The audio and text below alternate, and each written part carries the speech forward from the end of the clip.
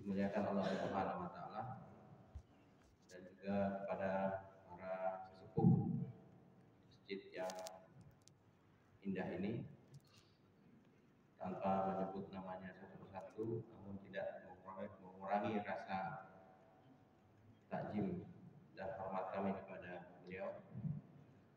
Alhamdulillah, Bapak yang dimuliakan Allah Subhanahu wa taala, Allah Subhanahu wa taala mempertemukan kita kembali di masjid yang mulia ini dalam rangka satu kegiatan yang sangat mulia, itu adalah kegiatan silaturahmi. Jadi alhamdulillah Bapak yang dimuliakan Allah Subhanahu wa taala, dikatakan dalam satu mafhum hadis, barang siapa yang ingin diberkahkan rezekinya, dipanjangkan umurnya, dan diampuni dosa-dosanya, maka hendaklah banyak-banyak menyambung tali silaturahmi. Alhamdulillah, Bapak Ibu yang dimuliakan Allah Subhanahu wa taala, kami hadir di sini dari Masjid Darul Khairat, Jalan Perindustrian, Kampung Makassar, Kelurahan Kebon Palak. Nah, di sana ada sesepuh kita, mungkin bapak-bapak yang sudah kenal, Kiai Haji Abdul Malik, yang biasa rajin menghidupkan kegiatan silah subuh. Jadi Bapak hadirin yang memuliakan Allah SWT, apapun forumnya, silaturahmi ini adalah perintah Allah dan sunnah baginda Muhammad Sallallahu Alaihi Wasallam. Jadi Bapak hadirin yang memuliakan Allah Subhanahu Wa Taala, seorang Muslim dengan Muslim yang lain adalah bersaudara, saudara seiman yang telah diikat kalimat thayyibah La ilaha illallah Muhammadur Rasulullah. Jadi kalau jauh saling mendoakan, kalau dekat saling silaturahmi. Namun Bapak hadirin yang dimuliakan Allah Subhanahu wa taala, yang lebih utama dari itu semua itu adalah kita saling menasihati. Menasihati tentang apa? Tentang kehidupan akhirat. Yang mana pada hakikatnya menasihati ini adalah untuk diri saya sendiri, ya. Karena lidah saya ini yang paling dekat ke telinga saya daripada ke telinga bapak-bapak. Ibaratnya lempar bola ke dinding. Semakin kencang kita lempar bola, makin kencang kan kembali lagi. Begitu juga ibaratnya kita mencuci pakaian dengan tangan, pakaian kita bersih, tapi insya Allah mungkin tangan kita 2 kali lebih bersih. Jadi Bapak hadirin yang dimuliakan Allah Subhanahu wa taala, apa yang perlu kita ingatkan, apa yang perlu kita saling nasihati adalah untuk bekal akhirat. Dunia sementara, akhirat selamanya. Untuk yang sementara saja ya Bapak-bapak, Ibu-ibu, kita perlu bekal. Semua sudah sama-sama tahu, sudah menggeluti daripada pahit getirnya kehidupan dunia. Kita perlu sandang, kita perlu pangan, kita perlu papan, kita perlu kendaraan, kita perlu pendidikan, kita perlu hiburan. Itu semua adalah keperluan semasa sebatas hidup kita di dunia. Adapun keperluan kita di akhirat ada 2. Itu adalah bekal iman dan amal soleh. Iman adalah yakin kepada Allah Subhanahu wa taala. Allah Khaliq, Allah Malik, Allah Razik, Allah yang Maha Pencipta, Allah yang Maha Kuasa, Allah yang Maha Pemberi rezeki. Yang mana iman ini harus diperjuangkan. Yang mana iman ini harus diusahakan dengan maksud supaya tertanam iman ke dalam hati kita. Jadi Bapak hadirin yang dimuliakan Allah Subhanahu wa taala, kenapa kita cinta kepada pekerjaan kita? Ya karena kita perjuangkan.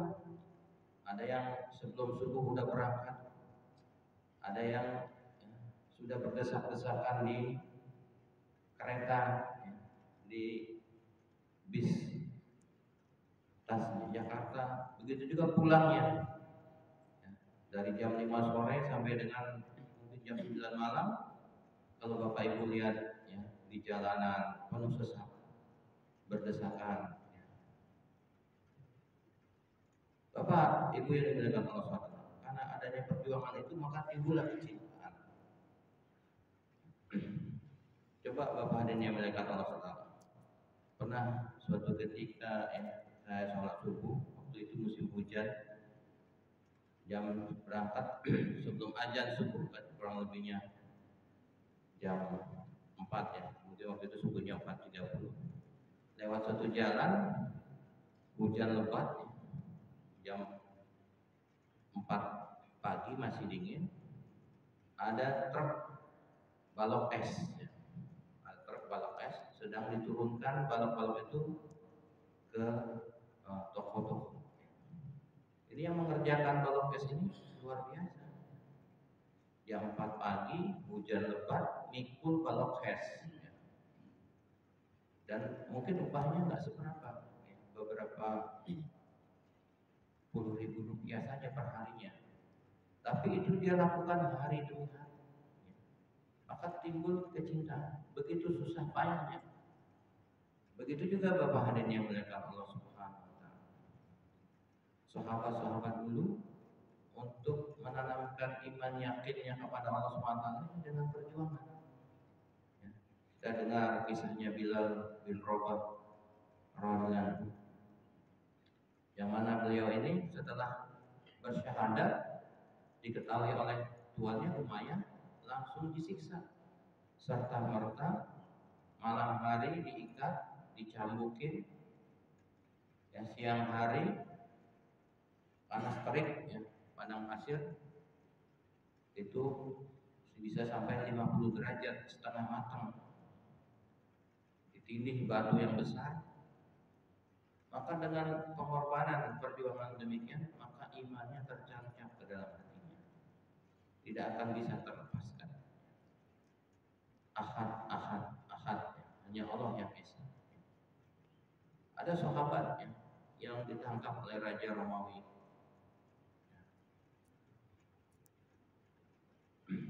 diikat di tiang, dipanah di kanan kirinya. Kalau engkau tidak mau melepaskan imanmu, maka akan saya arahkan ini panah ke dadamu. Silakan. Terus ditangkap teman sahabat ini, dimasukkan ke dalam penggorengan 2, 3 kalau kamu tidak mau lepaskan iman kamu ini, maka yang berikutnya adalah engkau. Silakan. Tapi sahabat ini meneteskan air mata. Nah, berarti kamu takut, kata penguasa Romawi yang menangkapnya. Tidak, saya menangis karena kenapa Allah cuma berikan satu nyawa, hanya satu nyawa dalam diri saya. Kalau ada jumlah nyawa di dalam diri saya seperti jumlah rambut di tubuh saya akan korbankan satu persatu nyawa saya demi mempertahankan iman. Jadi Bapak hadirin yang mulia Allah, itulah daripada perjuangan. Yang kedua, yang paling penting dalam hidup ini setelah iman adalah sholat. Karena sholat ini adalah yang pertama-tama ditanya di dalam kubur, tidak ada yang lain. Barang siapa baik sholatnya, maka baik seluruh amalnya. Sholat ini seperti angka pertama mungkin kalau zaman dulu masih ada cek, jadi bayar pakai cek. Kalau nolnya ada 6 jutaan, ada 9 miliaran, seterusnya. Nah, kalau angka paling depan ini angkanya 7, maka 7 miliar. Angka depan ini 9 miliar, 100 miliar. Nah, kalau kita dikasih cek nolnya 12, tapi angka paling depan 0, apa yang terjadi? Nilainya berapa aja? 0. nol. Begitu juga Bapak hadirin yang dimuliakan Allah Subhanahu. Amal yang pertama ditanya adalah sholat. Maaf nih, kalaupun kita sangat dermawan, jutaan rupiah kita dermakan untuk segala macam, puasanya nggak pernah putus, ya, akhlaknya luar biasa kepada lingkungan dan keluarganya. Tapi maaf, sholatnya ditinggal, lentang-lentong atau nggak sholat sama sekali, maka sayang, sungguh sayang, tidak ada nilainya di sisi Allah Subhanahu wa Ta'ala. Jadi sholat ini seperti kepala pada badan. Kita punya KTP gambar kepala, wajah. Kita punya SIM juga gambar kepala.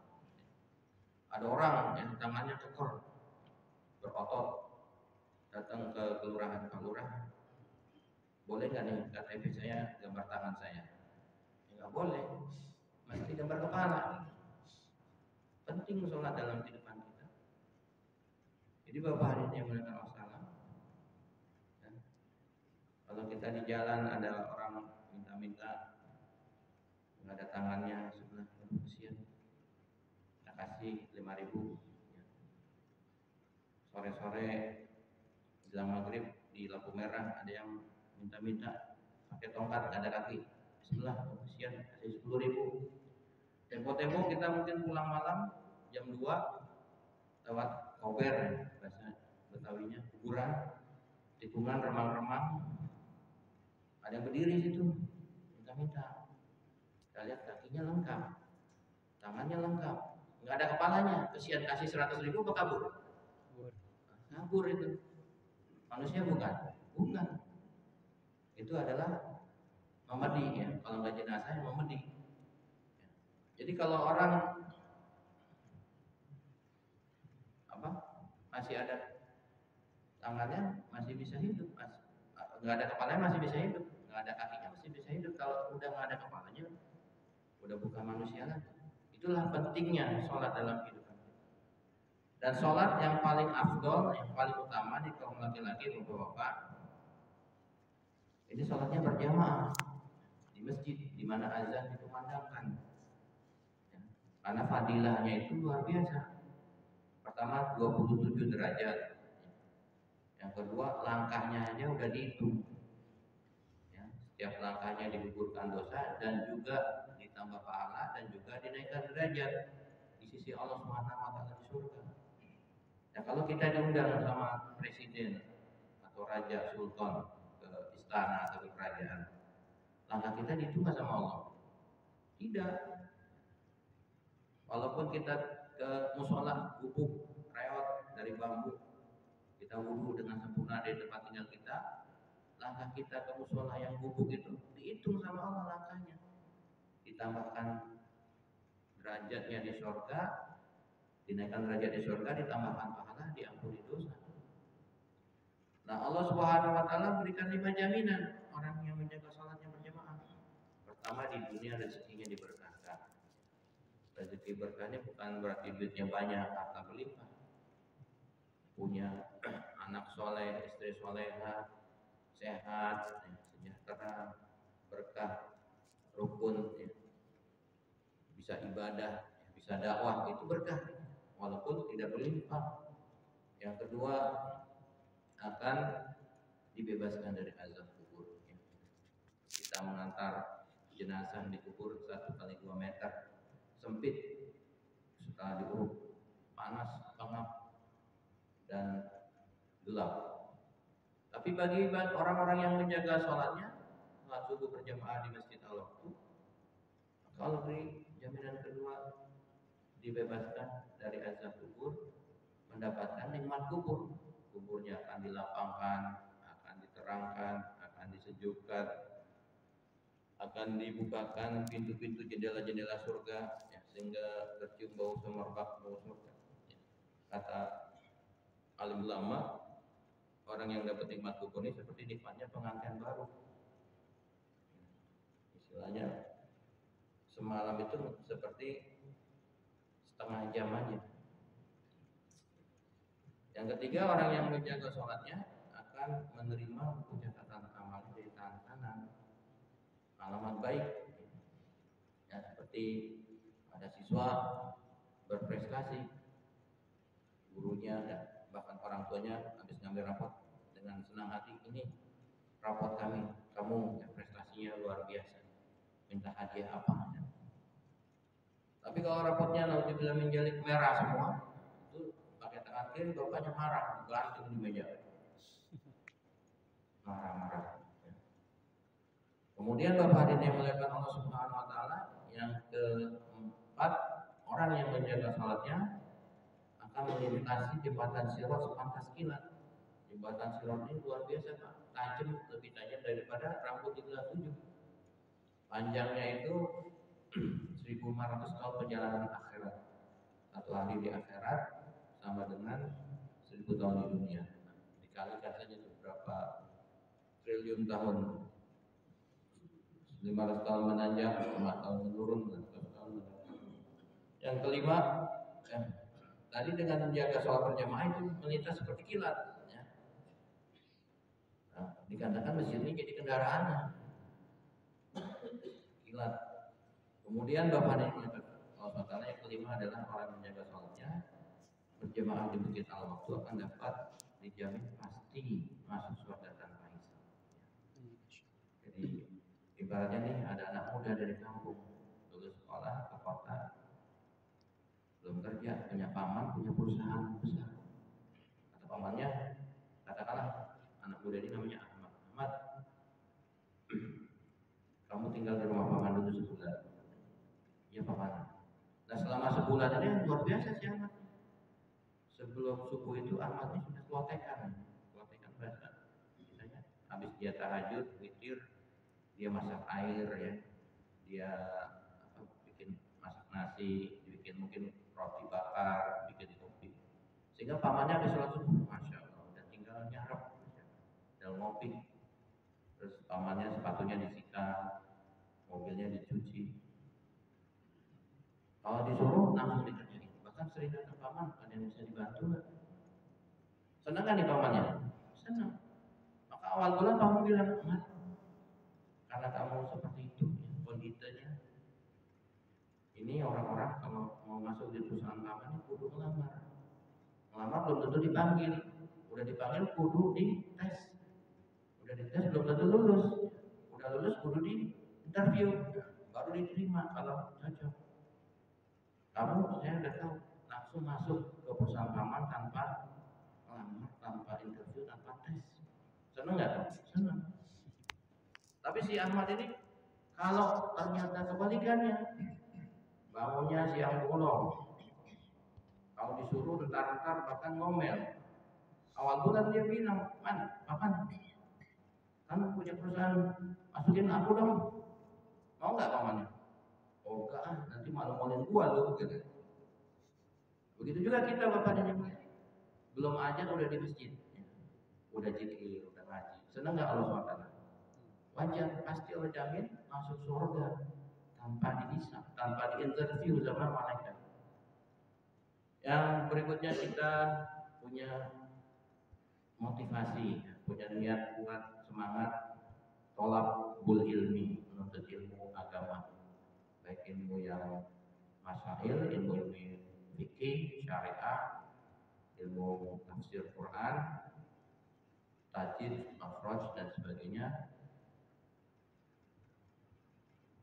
dan juga ilmu fadilah. Barang siapa yang memudahkan langkah menuntut ilmu, Allah mudahkan langkahnya ke surga. Orang yang berilmu Allah tinggikan derajatnya beberapa derajat di surga. Orang yang menuntut ilmu di tengah jalan meninggal, itu mati syahid. Bapak dan yang melakukan masalah, yang paling penting juga kita punya akhlak yang mulia, memuliakan saudara muslim, menghormati yang tua, menyayangi yang muda, menghargai sesama, dan kita merasa orang lain lebih baik dari kita, lebih banyak amalnya, kita masih banyak kekurangan, introspeksi diri. Barang siapa memuliakan saudara muslimnya di dunia, Allah muliakan dia di dunia akhirat. Barang siapa bantu saudara muslim yang di dunia, Allah akan bantu dia di dunia dan akhirat. Nah, kita beramal juga dilandaskan berdasarkan kepada keikhlasan, lillah. Tidak ada tendensi, ya. Tidak ada iming-iming yang lain, ya. Supaya dipuji, supaya ada niat tertentu, ya. Dikatakan orang yang beramal bukan karena Allah, nanti di akhirat Allah suruh dia minta pahala kepada yang diniatkan amalnya.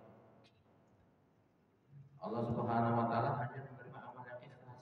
Satu amal ikhlas walaupun sebesar biji zarah, nilainya lebih tinggi daripada sebesar gunung Uhud emas. Namun sebaliknya, kalaupun beramal sebesar gunung Uhud emas bukan karena Allah, maka akan dicampakkan oleh Allah Subhanahu wa taala.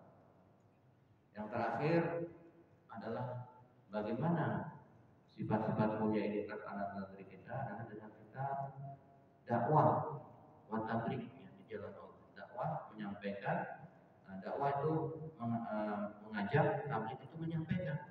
Fisabilillah, di jalan Allah, bi amwalikum wa anfusikum, dengan diri dan harta kita sendiri. Jadi tabligh itu kepada dunia bukan suatu kegiatan, organisasi ataupun yayasan. Tabligh itu sifat Nabi. Kalau Nabi apa saja Pak? Mungkin amanah, fatonah, sidik, tabligh. Jadi Bapak hadirin yang mulia Allah SWT, bagaimana kita buat usaha untuk mengembalikan jati diri kita, hamba Allah dan umat Nabi Muhammad SAW, pada jati diri yang sesungguhnya. Ya. Ibaratnya singa, ya. Mungkin Bapak tahu ya kalau singa itu sifat jati dirinya seperti apa. Garang, ganas, sangat mengerikan, memburu gitu. Dan Bapak ini karena Allah SWT, contoh kalau ada suatu saat seorang petani cari kayu di hutan, nemu singa yang masih kecil, ya, anak singa ketinggalan induknya kali ya di hutan. Waduh, ini kesian singa, nanti kalau nggak dirawat bisa mati kelaparan. Dibawa itu anak singa ke desa. Di desa sama orang kampung, Pak, ngapain bawa anak singa? Nanti kalau udah gede kamu diterkam. Nah, daripada udah malam balik lagi ke hutan susah, dia lepas tuh anak singa di tengah rumulan domba, ya. Ada suatu kandang domba yang luas di pagar gitu. Akhirnya singa bergabung dengan domba-domba di lahan itu. Paginya domba itu makan dedek istilahnya, ya. Itu makan dedek, ya. Karena laparnya luar biasa, ya. Adanya dedek makan dedek. Bahkan domba makan rumput dia ikut makan rumput juga. Domba minum air di kubangan ikut minum air di kubangan. Sampai dia beranjak dewasa. Panjang hidupnya itu sering dibully, ya. Dibully sama domba-domba, ya. Ditanduk, diinjak-injak. Singa ini dengan sedihnya, awas loh, nanti kalau saya punya tanduk saya balas. Jadi Bapak dan Ibu salah, ketika singa ini sudah dewasa, dia sudah merasa dirinya domba. Maka Bapak dan Yang mulia, suatu saat karena hutan mungkin banyak ditebang, singa-singa besar ini di hutan mungkin 5-6 ekor cari mangsa ke desa, ya, domba sasarannya. Maka dikejarlah domba yang ada di lahan itu. Dikejar di sana, lari ke sini, kejar sini, lari ke sana. Tapi dia kaget loh, kok di tengah gerombolan domba ada singa gitu. Maka yang jadi prioritas nih, singa teman saya dulu yang saya jadikan sasaran. Ditangkapnya, aduh ampun kata dia, jangan sakiti saya. Kamu singa, enggak saya domba katanya. Ayo ke saya ke hutan, banyak ke hutan singa yang belia. Kamu singa, enggak saya domba. Coba nih kamu mau, Oke deh gini, kata singa yang dari hutan, saya ajak kamu ke danau, lihat tuh, wajah kamu sama wajah saya sama nggak? Sama, oh iya benar. Coba gigi kamu kan ada tarik ya, maka dilatih lah ngomong. Bisa lah dia ngomong, dilatih lah mengeluarkan cakarnya, mengeluarkan cengkrangnya. Maka kembalilah dia ke desa. Jangankan dia keluarin cakar, baru mengawal itu domba yang dulu nanduk dia udah pada kabur. Begitu juga Bapak dan yang melakukan Allah Subhanahu wa taala, kita ini hamba Allah, umat Rasulullah SAW. Apalagi bangsa Indonesia. Bangsa Indonesia ini terkenal sebagai destinasi para zuriat Nabi walau alam. Jadi ditutupin sama Belanda, di bumi hanguskan semua. Itu beberapa ya, walau alam lah ya. Itu masih keturunan Nabi dan persentasenya cukup besar dibanding di Yaman, di India, di Asia Tengah. Nah kita ini sekarang seperti domba, apalagi zaman sahabat Nabi Romawi Persia itu diinjek-injek sama mereka, harta kekayaannya, jabatannya untuk versi sekarang Islam ya. Romawi Eropa sebagian Islam, Rusia Islam. Ini asbab daripada perjuangan mereka, para singa. Mereka dakwah tabligh dengan diri dan harta mereka. Tinggalkan keluarga sementara untuk agama. Jadi Bapak yang melihat Allah Subhanahu wa taala, kita kembalikan jati diri kita sebagai penerus yang pelanjut daripada kerja dakwah Nabi. Jadi Bapak yang melihat Allah Subhanahu wa taala, di Afrika itu ada makam sahabat sekian banyak, di Mesir 3.000 sahabat. Di Afrika ada negara namanya Mozambik, itu nama sahabat Musa bin Bik. Madagaskar itu sahabat nyampe ke sana berdakwah, hidup suasana agama sehingga menjadi nama Al-Madinatul Asghar. Orang Barat nyingkatnya namanya Madagaskar.